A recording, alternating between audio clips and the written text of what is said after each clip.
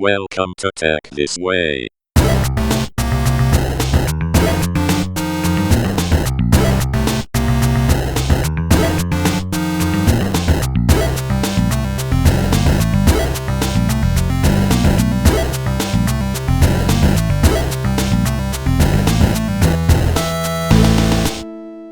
Hey, thanks for getting on the video call, man. Hey, no, thanks for making time for this. Very much appreciated. Yeah, I've And been meaning to have a long chat with you for a long time. Okay. Well, it's been a while, but last time we caught up was when I went over to your office and then you took me over to Mercato at KLCC. Yeah. Huh. That's Okay. when I was looking to micro insurance, perhaps 2.5 years ago or 3 years ago. At that point, I thought it was a while back. Yeah. How are things with you at Etika? Yeah, they're good. They're good. Keeping busy. So doing this as a side hustle. Okay. All right. But this is your own personal thing, or it's an Etika thing? It's a personal thing. Personal thing lah. Okay. Yeah. Good. Because I thought it would be nice to have a platform where our local tech, whether it's technopreneurs or people in the industry or tech personalities like yourselves, be able to share lah. Because I think it's like yourself. I think a lot of people meet you in various forms and guises. Yeah. But perhaps not as many people know a bit more in depth about Mr. Warren.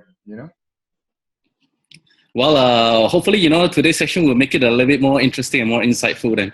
I hope it's interesting, lah. I'll try my best. You're putting me under a lot of pressure, but it should be okay. Anyway, so why don't we start? I don't know. So when I met you first, it's probably when you were in Magic, but you can go far back as you want. A little bit about Mr. Warren. How did you start into this ecosystem, if you like?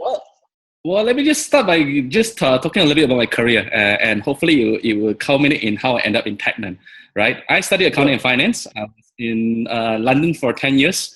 Oil and gas first and consulting, but it's all linked together, right? I was helping a friend to with his website. There was a social network to help users find partners to exchange skills with. Say, for example, if I want to learn. This is when you were in London. I was in London. That was like 12 years ago. Right? So I had a colleague from BP who was creating a social network for language exchange students, right? So if I want to learn Arabic and you want to learn Japanese, I can teach you Japanese, you can teach me Arabic, and vice versa. That was the gist of it. And I wasn't a techie person, right? I studied accounting and finance. How I got into it was I helped him with outsourcing, I helped him with project management, and they gave me some insights with regards to how to run a website, so to speak. And from that point onwards, I started doing, online dating sites. I was working on an education-based social network. I had rewind. Online dating site. Online dating, yes, exactly. That one you need to expand a little bit. I'll expand a little bit. I mean, and I'll talk through a bit about the errors that I made as a noob in terms of product development at that point in time. We actually spent 2 years trying to build an online dating site because we were trying to revamp and revolutionize the whole industry, right? But there were a couple of lessons learned from it. Number one, don't spend too long on product development. Launch it as quickly as possible to see, what are the main pain points. Number two, be sure to ensure that you don't fall behind in terms of the mega trends. At the point of launching the online dating site, the whole world was beginning to shift towards mobile. But we were trying to disrupt Match and eHarmony and the standard online dating sites, right? So it's still very web-based. Our novel principle was to use, let's say, images or video files from YouTube to act as topics of conversation, right? And we created a desktop-based interface, but that didn't work out. So now, number two is really, to ensure that you can keep track of, the mega trends and don't fall behind, right? And then number three, boil down to first principles. We were over-completing the product because we wanted to make sure that it's a platform for serious conversations and serious. Whose idea was that? And who's we with this dating platform? It was myself and a good friend from London as well. He's a Malaysian guy, but who was in an investment bank in the IT space. So he was the tech guy, helping to do the whole thing, right? So the three lessons we learned were: don't take too long to build a product. Number two, don't miss out the mega trends. Number three, go down to first principles. Because when I met with someone from senior from eHarmony, he said, "You got it all wrong, man. You know, it's not about conversations. It's not about depth of connections. You know, the first thing online dating, it's all about looks, right? And that's 60, 70, 80% of the weightage, right? And that was actually a very insightful realization after spending 2 years working on the product. To me, you know, that's a guiding. Yes, exactly. That's the lesson to be learned, right? And that was the lesson that I've applied throughout my journey. But you know, one thing leads to another, right? As I mentioned, I started oil and gas. I was in management consulting, but I went into building an online-based social network for language exchange students. And then from there, you know, it went to online dating and then online education. At one point in time, I had about 50 apps for kids to revise for exams such as SPM or GCSE, O levels, and A levels, etc., etc. But you know, that didn't work out because the time for it to mature would have taken too long to merit my attention. That was maybe about 5-6 years ago. At that point in time, most of the kids don't have their own mobile phones yet. Or if they would have any, they are mostly hand-me-down devices. So the market was not that mature at that point in time. When that didn't work out, you know, somehow I ended up at Magic, where I spent about a year and a half running some startup programs, and that was how did that happen? You coming back and joining Magic? So I took a career break from Bain. So Bain is a management consulting firm. I was there in London for a couple of years. So I took 6 months off to work on my online education platform. And I came back home to Malaysia to work on it for another 6 months. And then I realized, it's taking a bit too long. And perhaps, I should be considering other options then.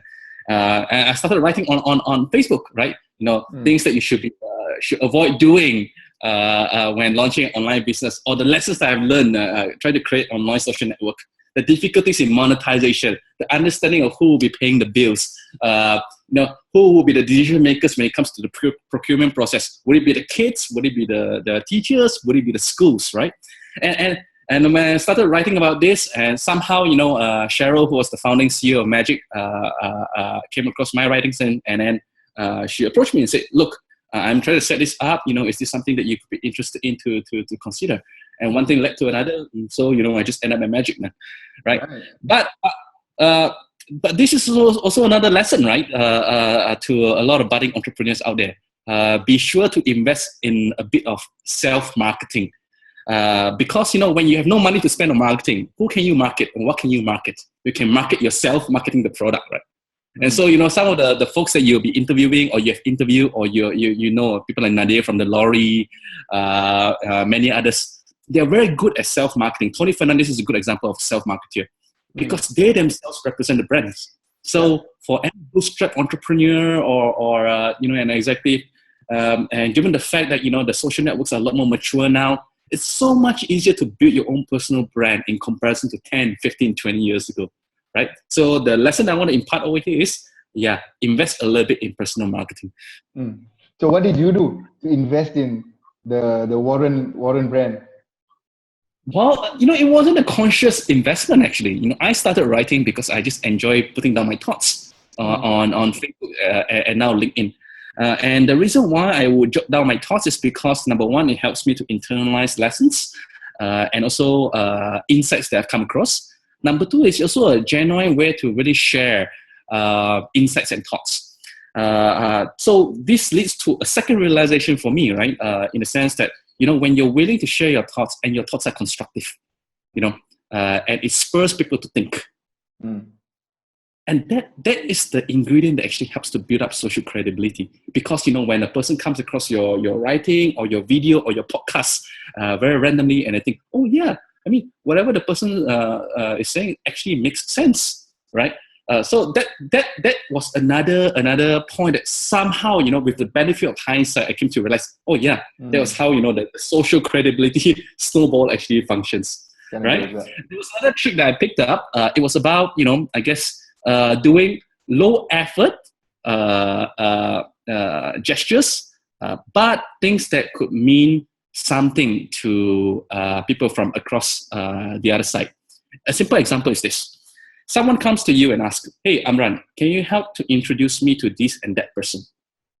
Right? The reality is an introduction through email or WhatsApp doesn't really cost anything, financially, of course, right? Nor effort. The key, the social capital that you invest to provide the introduction. But as long as there's a certain level of trust and you think that the person is worth helping without being too much of an arse, then in general, sometimes a lot of these small actions actually do compound over time. And that is another realization that I've made. And back to your first question, how I end up in the tech industry, right? It was more about opening up doors one by one. I helped a friend to build a social network, and then somehow I did online dating, and then started posting, and then I ended up working at Magic, and that was where I had the opportunity to know, people like yourself, whom I've learned a great deal from, and a lot of other captains or much more qualified people in the startup space and the technology space. But it's also a matter of adding value on, or trying to add value on my side, and vice versa.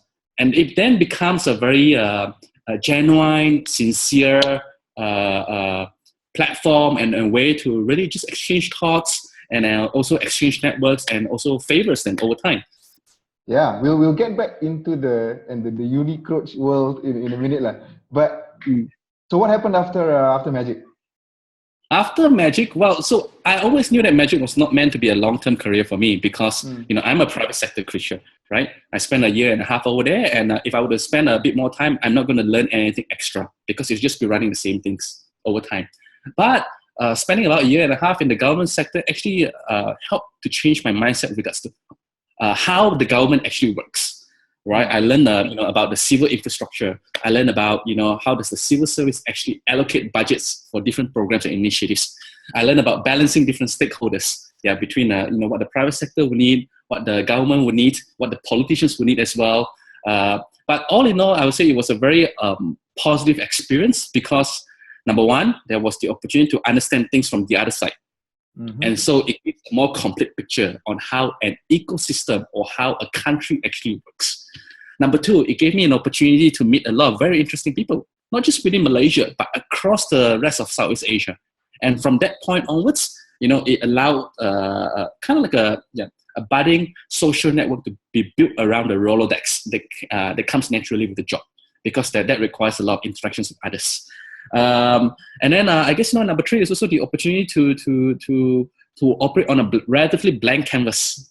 At that point in time, it was a new government agency, the programs were all new, and there was an opportunity to really create an accelerator program and how we want to engage investors and how do we want to grow the local startup scene. Those were the three learnings that I had from Magic. But after a while, I realized, it's time for me to move on. And your question was about how I moved on, right? So as I mentioned, during my time at Magic, I got to know a lot of people.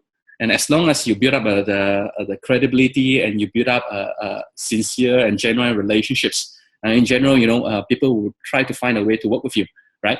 And so, a point of leaving, within 1 or 2 weeks, I had a few offers ready, and I chose to join Imagine because I got to know Andy very well as a friend, and I like the vision and I like the mission. And I've gotten to know, Stephanie as the co-founder as well. And over time, it was a good opportunity to try to build something global out of Malaysia, so to speak. So how was that journey with those guys? I've been at Imagine for 4 years. This is probably the longest time I've spent in any one company or within one role, so to speak. Prior to that, I spent about 4.5 years as a BP, but every single year I was doing a different role. Over here, it's good because the company is continuously growing and reinventing ourselves. My role over here is, covers a few things, and it changes over time too.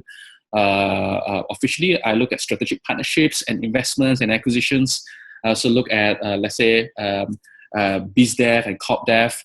But over the past, I would say 12 to 14 months, I've been working on a new product called Designsai.ai.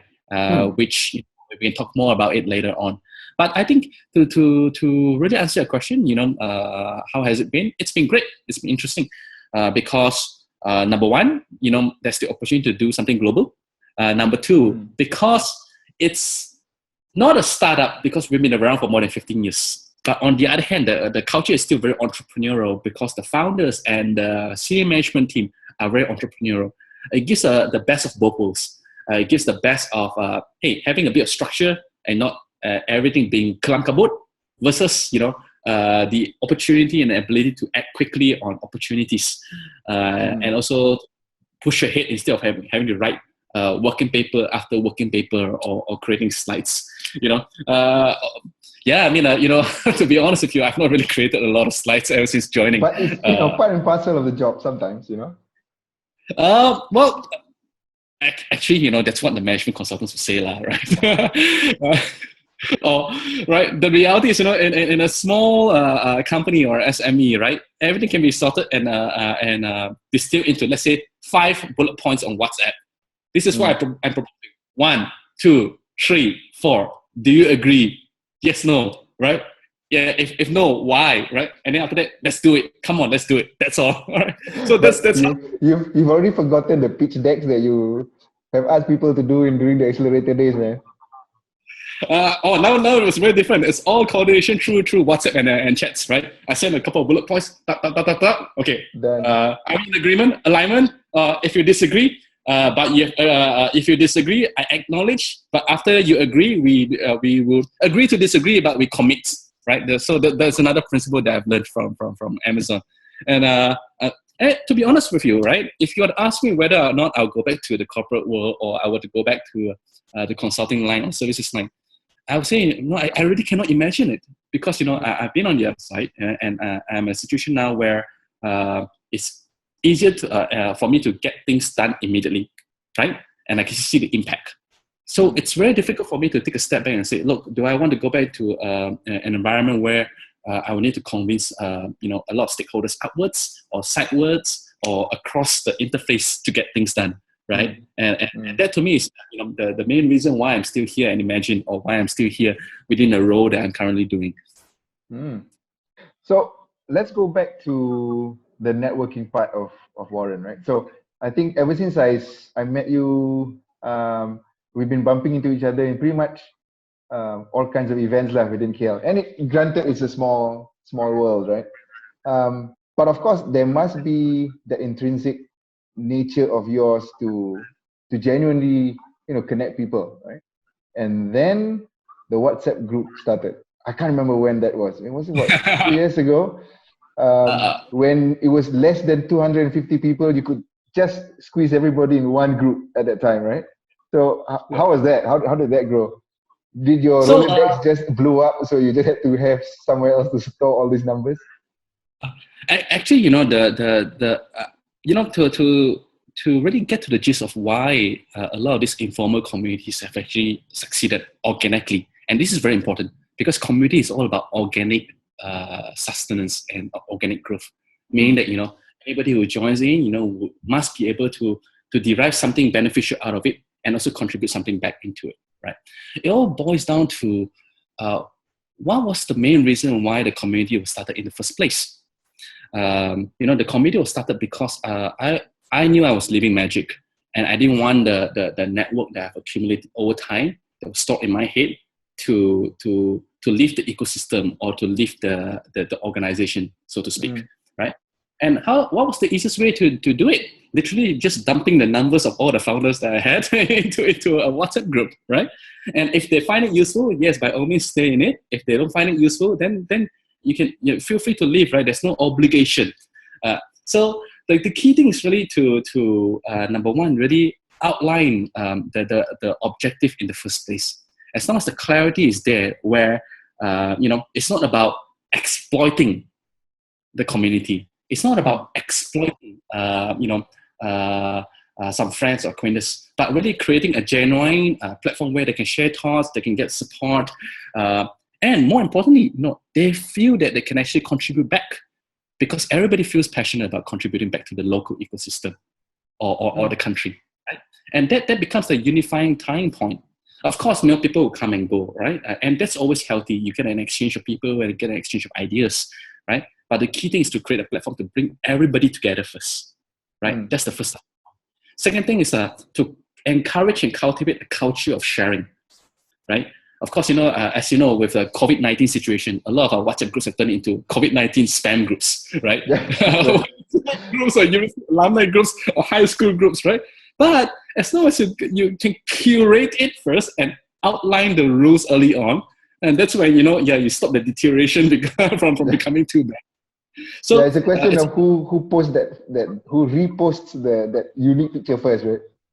Exactly. It doesn't make sense. Why would you want to post something that's appearing on the front page of the Star that everybody's going to read anyway, right? so it's something extra from another source, right? It's value adding. Then I can understand, but it's something that everybody's going to read anyway. Then it really fits no purpose. But okay, so starting with good intentions. Number 2, laying the ground rules. And number 3, just letting it grow organically. Hopefully with the and curation is very important, right? Because you want to maintain the quality of interaction. And so the value of being a member of a group or a community hinges on the fact that yes, you can get value out of it, and because you can get value out of it, it's curated. There's a certain a premium attached to the scarcity of the spot. That's what makes people feel a lot attached to it. And that is also the reason why I chose to keep everything on WhatsApp instead of moving things to Telegram or Facebook groups or Slack groups. Because when you don't have a limit, right, people will treasure the position less. That's one thing. You get less curation, and all sorts of people will be filtering in, and eventually you get diluted and you get diminished, right? So when it came to creating the Unicroach group, the policy was to grow it over time, bit by bit, every few weeks.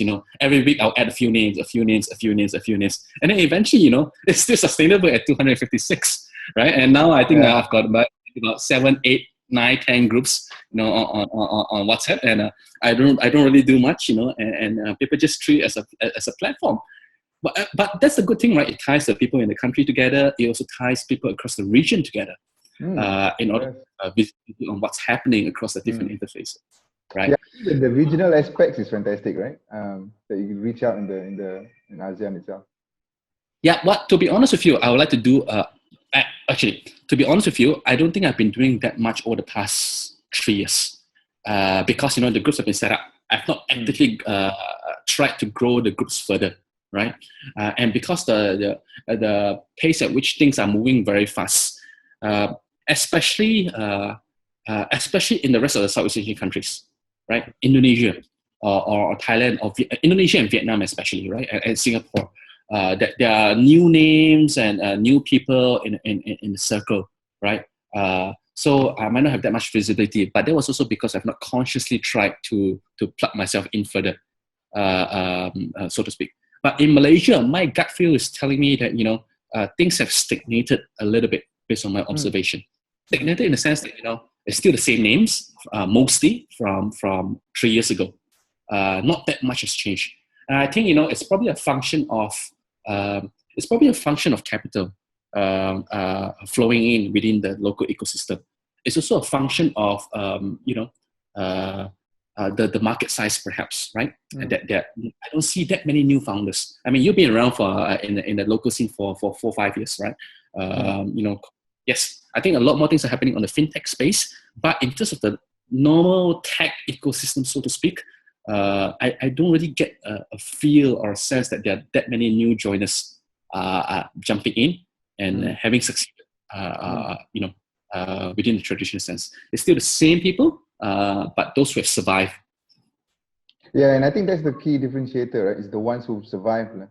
If you go to some of these groups with a lot of the new startups. I mean, Magic still runs their accelerator programs, right? And you can get new personalities coming in. But I think within a year, within 2 years, it's pretty much fizzled away in terms of those companies, right? Which is also, it's not a bad thing. That's how we keep the ecosystem alive. With only the strongest survive. But you're right, in terms of the quality ones, seems to be not as many. I was in Jakarta last year, end of last year, at their Tech in Asia, and it reminded me of the events in KL, 4 or 5 years ago. It's huge, right? And there's so many different new startups. People are coming out from universities, jumping in. Seems to be a lot more vibrant there than Malaysia these days. Yeah, but I think it's principally because of the availability of capital. I mean, if you ask the VCs who are looking into the region, where would they invest first, right? Naturally, they'll go straight to Indonesia first. And then they will look into Vietnam because, to them, it seems like it's like a mini China. 1/10, 1/12 of the population of China, roughly the same cultural norms and the way they spend money and the rate of growth. And then, Singapore, because that's where most of the VCs are based. So I do think that, if there's money flowing around, then there'll be more activity. But, just from my observation, I don't think that there's too much going around within the local ecosystem, so to speak, right? Maybe some of the factors are beyond our control, right? It's probably mostly due to the fact that ours is a middling country, not big enough to draw the most attention for someone who's just new into the region or who's new into looking things. But whereas, the local capital pools are not big enough to fund the local companies to really go abroad beyond Malaysia, right? That's why we don't see that many companies breaking out of Malaysia since the last, I'll say, 4 to 5 years. Even those who tried early on, I know of many of the Unicroach founders who went to Indonesia or tried to go to the Philippines, and they burned through a lot of money, right? Because the market was enough. They burned through a few million US dollars, but even then, a few $1 million is not enough, right? To really make it for the market now, the playbook has changed where you need tens of millions of US dollars. Now, if you tell me, where can they find a source of capital here in Malaysia? I can't think of any. Maybe Khazanah, but Khazanah is also probably not that active in terms of investing. But local indigenous source of capital, we won't be able to find the tens of millions of US dollars. Yeah, but I also hope that it's quieter because a whole bunch of these companies are just keeping their head down and just growing the business. You know what I mean? And I would hope so as well. Yeah. Hopefully, there's a groundswell of successes in the next 1 or 2 years. Hopefully. Yes. But, I think, with the COVID-19 situation, many of the startups or companies or businesses as whole, right? Even if you're not a startup, will probably struggle. I mean, God knows, who knows how long it's going to last? 1 month, 3 months, 6 months, 1 year, right? And the key issue, as you know, is probably cash flow. Already we're seeing, airlines seeing 90% drops, hotels seeing 90% drops, F&B seeing 50% drops. And these are like main industries that actually employ hundreds of thousands of people, even in a country like Malaysia. I was just talking to Azlan from AdCard just now, just to catch up on how COVID is. And he was saying that, luckily for him, because he services clinics. So there's obviously business in the clinics still, especially now. But for a lot of the companies which are serving, retail or end users, the B2Cs, some of them are like 0% business now, right? There's nothing going on at all. So it's tough. I mean, even I saw a statistic somewhere that restaurant bookings are down significantly. Even if online delivery is increasing because people are all on lockdown globally right now, but it's not enough to compensate for the revenue. Are not there. Exactly, right? In Malaysia and all around, I was looking at the numbers from OpenTable as well. And I think that to me is actually a very worrying sign of things to come. And I think, this leads me to another point I want to bring out, right? I would actually advise all the startups and companies, especially those that are still finding the right business model. As you know, in the tech startup space, many of them are still reliant on VC funding to actually fund the businesses, whilst they try to pivot and hopefully find a business model that works. But the reality is that, during the whole movement towards O2O, as well as, classifieds or gig economy marketplaces, many of these platforms don't have enough gross margin. Right? And when the gross margin is not enough, after you deduct all of the fixed costs, it's very difficult to actually build a business model. And so, the hope is that, eventually many of them will find a way to sustain themselves. Yeah. And that's, that's a whole topic that we can talk about for many hours, right? How the model before was like, it's just about raising funds and valuation, right? As opposed to running a business which is actually revenue minus cost equals profit. Yes. But that narrative has really changed about 3 or 4 years ago, when there was a slowdown in terms of funding. So I think the current situation has just compounded it. Yeah. So let's go talk about Imagine a little bit. So help me understand the different, I don't know whether it's departments or modules or products, because there's 1, 2, 3 RF, and then there's Design.ai. Help me understand that a little bit. Okay, so Imagine has been around for more than 15 years. We are a completely bootstrapped company. We are one of the very few internet companies built out of Kuala Lumpur or Southeast Asia that's truly global. Yes, we are operationally based out here in Kuala Lumpur, but we're not really a Malaysian business, so to speak, because US is 30% of our business, Europe is 40% of our business, the rest of Asia Pac is another 30%, so Malaysia is less than 1%. And hence why I say, we're not really a Malaysian business, in practice. We have several products under the group. The main one is 123RF, which competes against competitors such as Shutterstock and iStock, which many of your audience will come across, especially when they're Googling for images to use. They probably have seen our watermark, right? So we are a content market. Watermark, right? They see the watermark. We also have Pixlr, which is one of the largest online photo editors that competes against Photoshop. This was something that we bought from Autodesk about 3 years ago. And we've got tens of millions of users on a monthly basis. We have Designsai.ai, which is a platform that uses AI to automate content creation, whether we're talking about videos or logos or Facebook banners and ads, right? And we have a host of other brands, and products. The Hungry JPEG, which is a marketplace of fonts and graphic files. We have Vector, which is a vector illustration tool online that we acquired from Taiwan. We have craft sites, etc.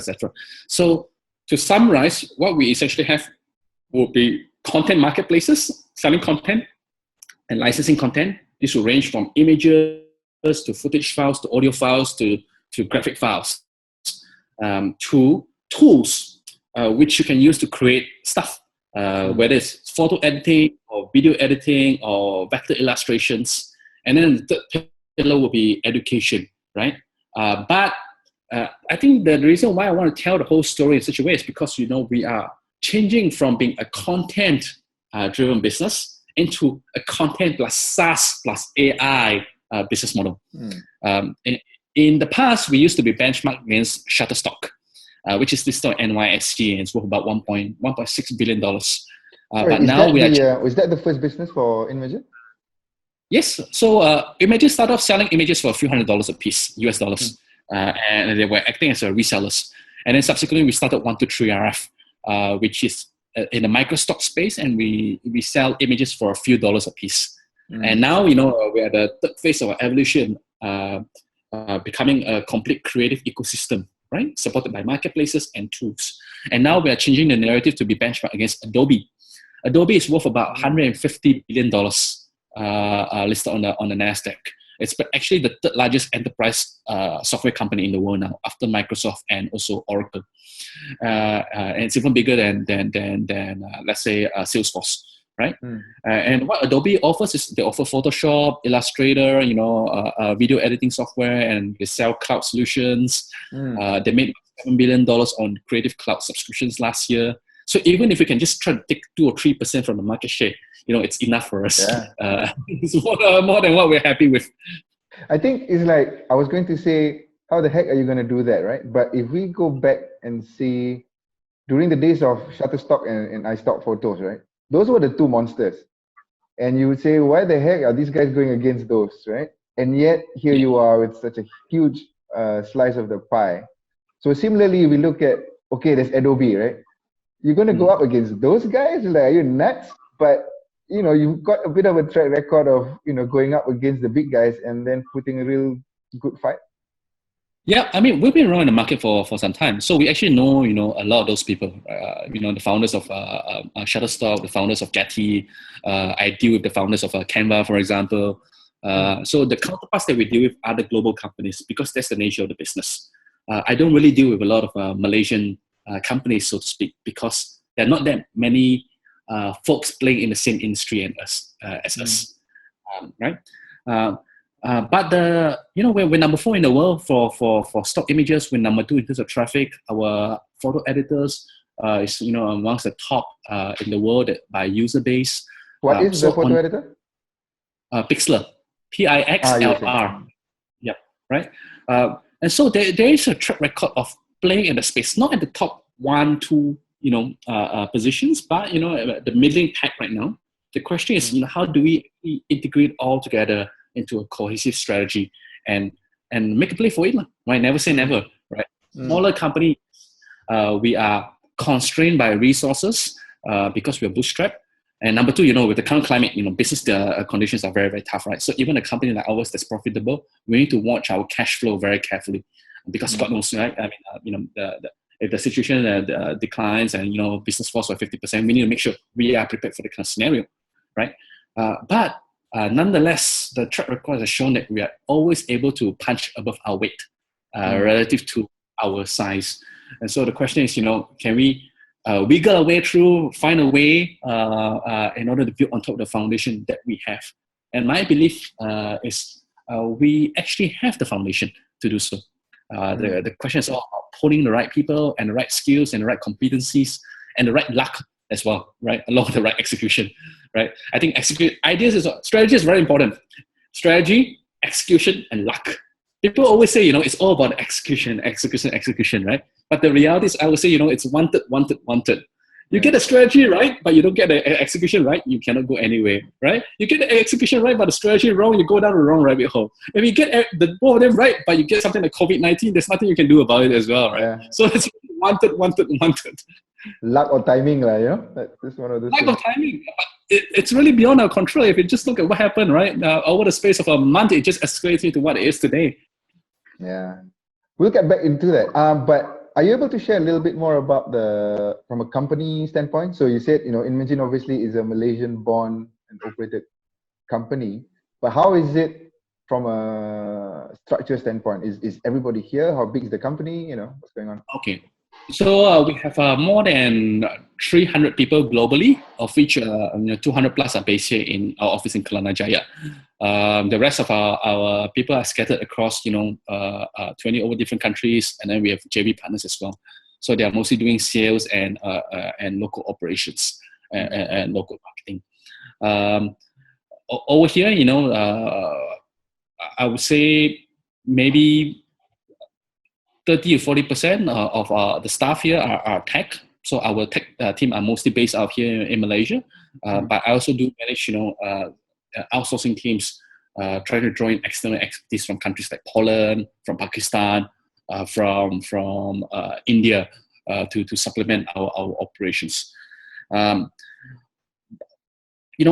By and large, our current cash cows are 1 to 3 RF. We are activating Pixlr and also Designsai.ai as our 2 new channels of growth, and that's where we'll be focusing a lot of our attention on over time.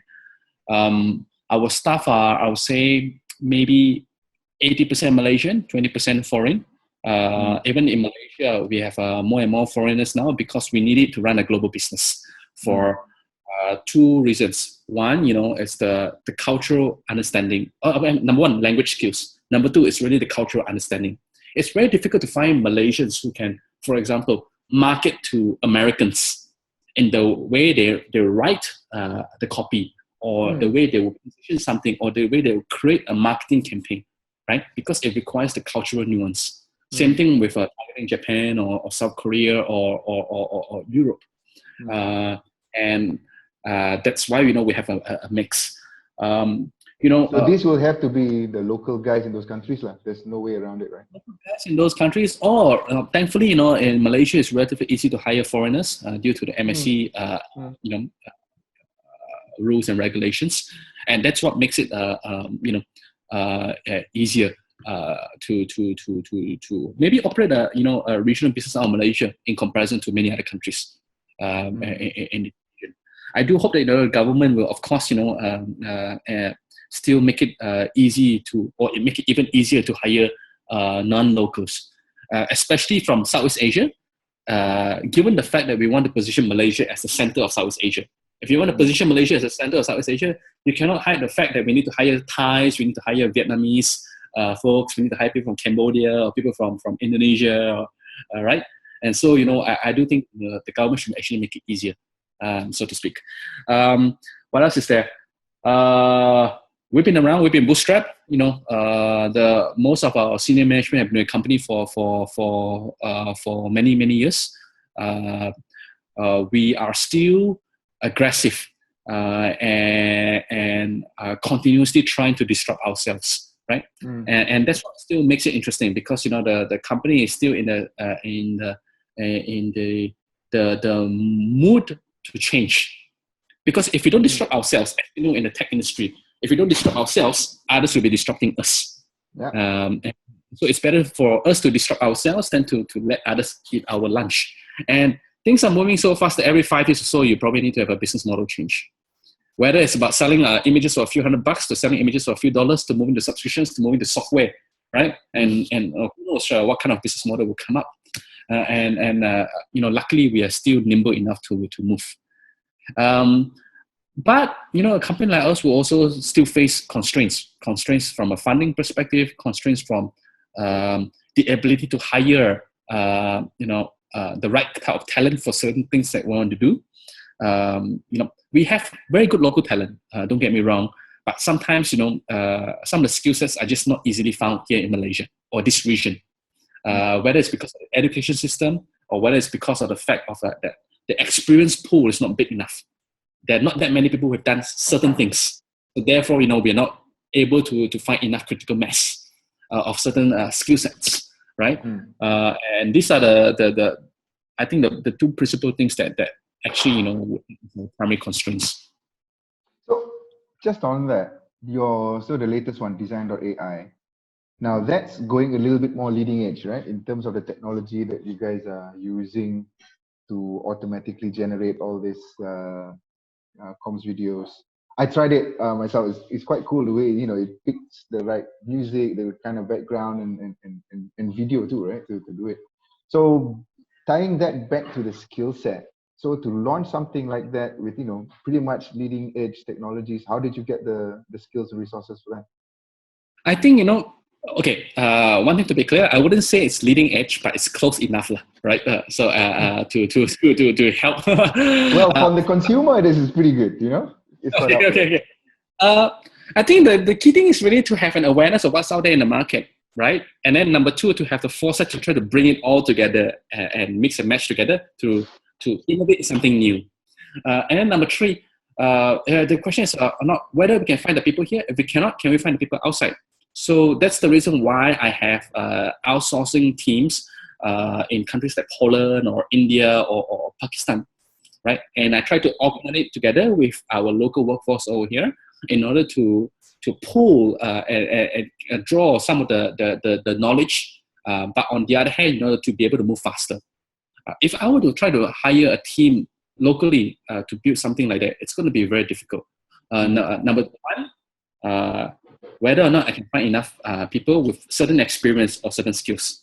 Number two, whether or not I can keep certain this bunch of people, once I've recruited them as a team, together long enough, right, to build something big. Because the market is so hot right now that people will come and go, right, and people leave after a year or 6 months. It's going to throw a wrench into the works as well. So it's about balancing, using internal resources versus outsourcing in order to try to move things fast. Now, for something like Design.ai, were you there when it was initially started, or was it already there when you joined?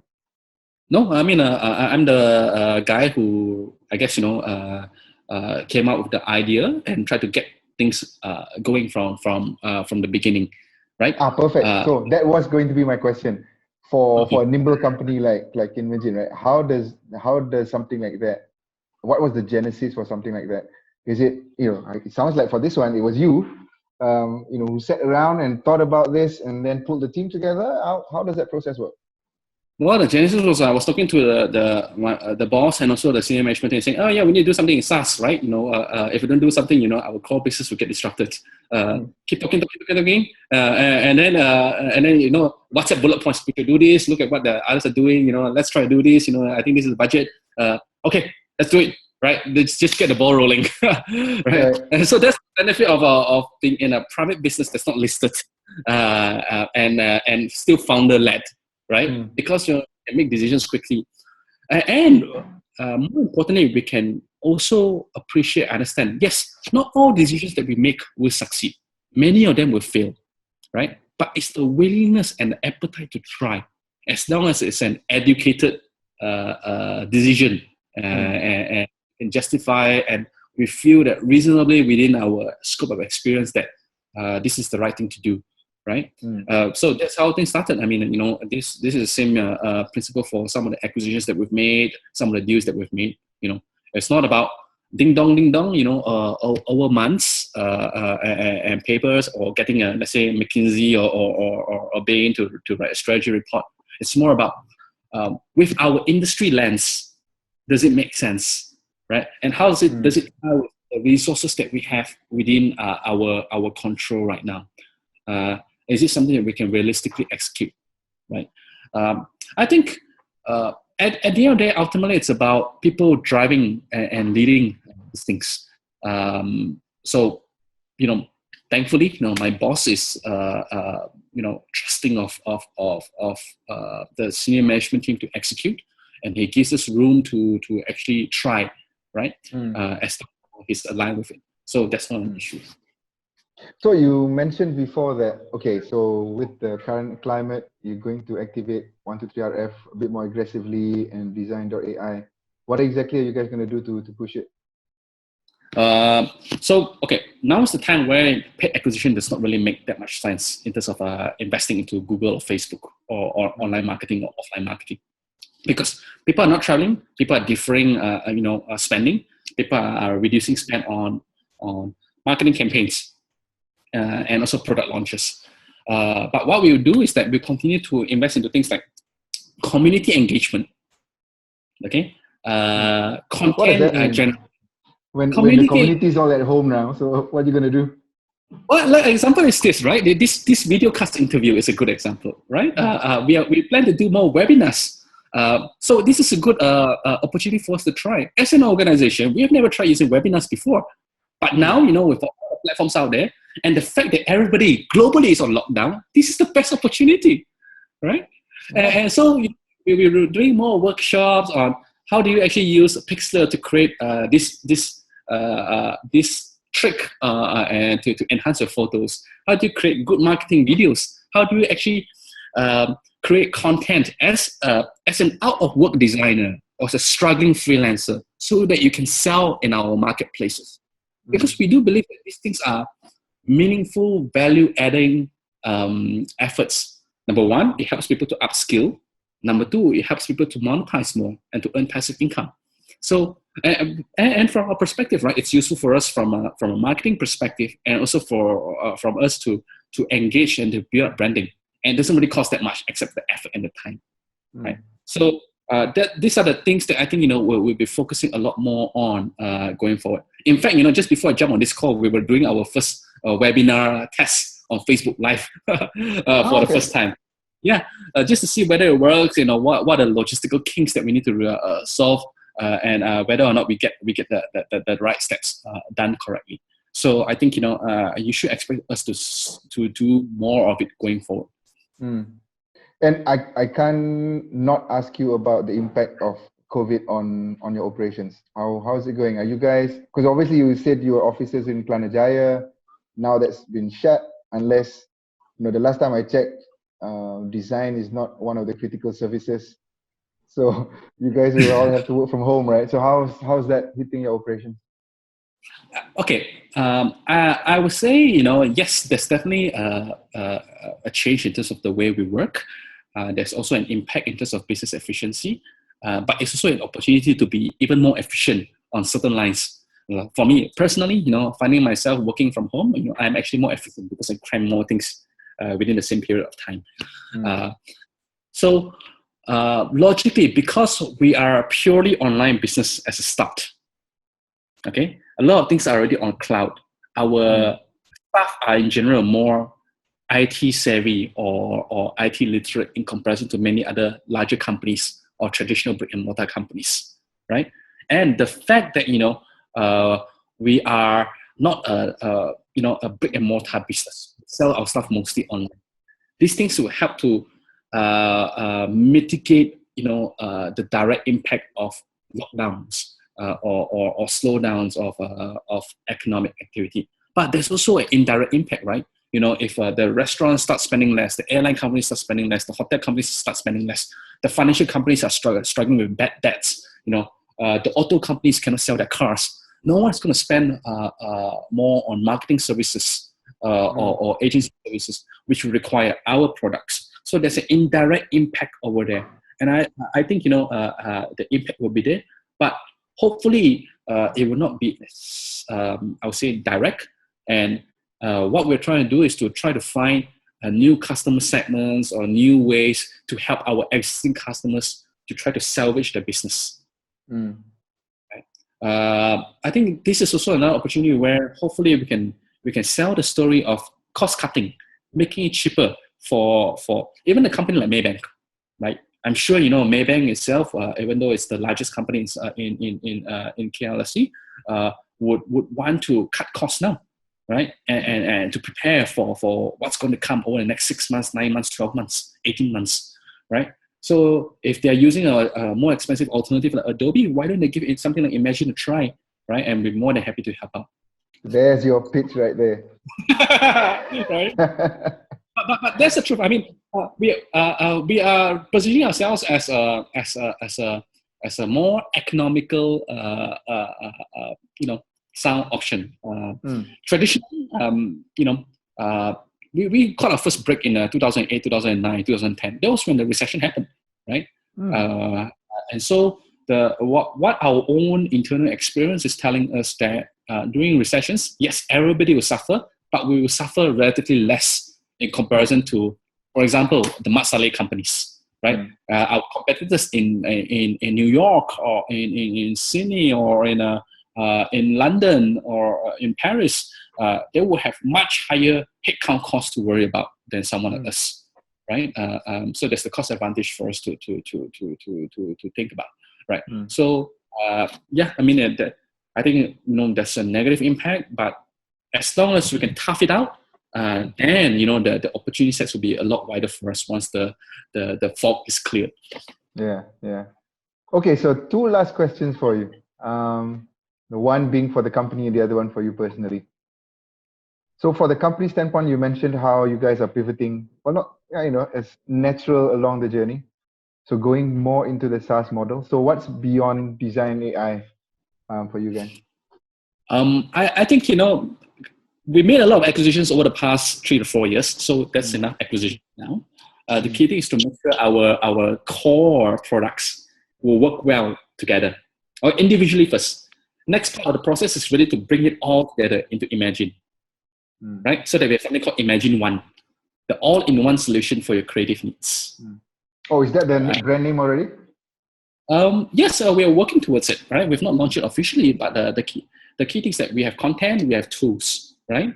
If you can bring it all together, it makes more sense for you to take it as a package. And it's easier for the consumers as well. That's where we'll be driving our strategy going forward. What's next after SaaS? I think focus on SaaS and on AI. We actually have a real AI team at Imagine. To be honest with you, many companies in the region or Southeast Asia will claim that I have an AI team, I have a data team, but we actually have a real AI team. These are PhDs, and then we have people from Cambridge and Oxford working there. Yeah. Because the field of AI right now is very, it's nascent, but a lot of the initial research is in machine vision, computer vision, and also, image manipulation. And that's our core bread and butter anyway. And hence, there's a direct correlation and relationship to whatever we're doing. And that's also the reason why we have invested into an AI team of our own. So to answer your first question, more SaaS, more AI, and more integration. Sounds cool. And the last one is about Warren himself. So what's the future for you? 4 years already in Imagine. Gonna do anything more exciting? Well, I run a children I run a children's book business on the side. So I sell personalized children's book called, on this website called Amazing Fables. You can put in your name, Amran, and you can buy a book, right? And you get your own avatar in it. That's my personal project. Actually, why don't you talk about that a little bit? So how did that happen? That happened because I wanted to create something that can earn me some passive income. So I created a website, invested some money into it. I had a tech team. I wrote some of the stories myself. I hired freelance illustrators from all around the world: Argentina, Romania, Italy, Indonesia, and I launched like 8 books. So it's a personalized storybook website called AmazingFables.com. You can enter your name with your avatar, custom the message, and then you get a printed book, which photo book is helping me print here in Malaysia. It gets sent to you from anywhere around the world, right? You can also get a video book that you can play on your phone. Well, the reason why I started it, the official story, right? The one that I tell, and all my marketing pitches is, I feel very passionate about children's education. It's something that can open up their eyes to be inspired about discovering the whole new world, which it's true, right? Because that was my way out in terms of, finding inspiration. Or when I was a kid, I couldn't afford to travel abroad, right? So my window to the world was through reading. But the second thing was like, when I did the calculations, it made sense as a business model, and so I just decided to just go ahead with it. It's funny that it's still. It's funny. It's quite aligned with what you do on your day job as well. In terms of design, it's all about creative. Because I think a lot of the skill sets that you learn from a day job or your part-time job can help to enrich each other, right? And on that basis, actually, I do want to give some advice to some of the potential listeners. If some of them are thinking of starting their own thing, right? Whilst they're still in their corporate jobs or they still have a full-time job, I would recommend them to try it during their free time first before quitting and jumping head on into it, especially if they're a first-time founder, right? Because at least you have a social safety net. Of course, don't let it impact your day job, right? But on the other hand, it's also a way to learn new skills. It's a way to tick the box in terms of your experience. And if it really works out and you get initial traction, then only you make the decision to actually make the jump and say, look, this is worth my full-time job. I think there are often situations where, especially those who are very idealistic and say, oh yeah, that guy made it, he quit his company and just jumped straight on. He's now a multi-millionaire. That doesn't happen to everybody, right? Yeah. And so, it's about, having a risk-adjusted decision. Yeah. Sounds like a true consultant. Okay lah. but learning from life, Yeah, learning from life. But the second question, right? What's next for me? I'm going to stay on here and imagine, because I think that's the opportunity to build the next unicorn. Hopefully, if we get our strategy right, we'll be the next decacorn, right? I do genuinely believe that we have the potential, we have the foundation. It's about sticking it through. And believing in the vision and then just executing. And I think, give or take another 3-4 years, we'll be able to have a clearer idea on whether we're on the right track. Cool, man. Anyway, it's been a real pleasure talking to you. My pleasure. Pleasure talking to you as well, Amran. Yeah, good catching up finally. Let's have a teh tarik once all these controls are lifted. We can actually go out. No problem. Let's do so. All right. And the second podcast interview will be in the actual studio, face to face. Okay, no problem. Not an issue at all. Okay. Okay, Warren. Thank you. Thanks, man. Bye.